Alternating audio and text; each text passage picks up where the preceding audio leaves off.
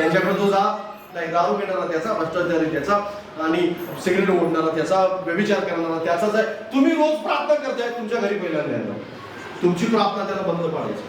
तुम्हाला गिळावं ह्यासाठी तो शोध, तुमचीच तक्रार घेऊन तो देवाकडे जाणार. उगीच तो रोज प्रार्थना नाही करत, उगीच तो रोज त्याचा गौरव करत नाही, उगीच. कारण योबाची तक्रार, योबाच्या आजूबाजूला माणसं नव्हती का? योबाचे मित्र तर श्रीमंत होते, योबाचे सगळ्यात ज्ञानी होते, सगळ्या गोष्टी होत्या त्यांच्याकडे. जशा प्रकारे योबाने ज्ञानाच्या गोष्टी सांगितल्या तसं त्याच्या मित्राने पण सांगितले. पण सगळं काही त्यांच्याजवळ होतं, पण त्यांच्या मित्रांजवळ सैतान गेला नाही. कुणाजवळ गेला? योबाजवळ गेला. हालेलुया. त्याची तक्रार सांगण्यासाठीच गेला, आणि तुमची तक्रार सांगण्यासाठी सैतान जाईल.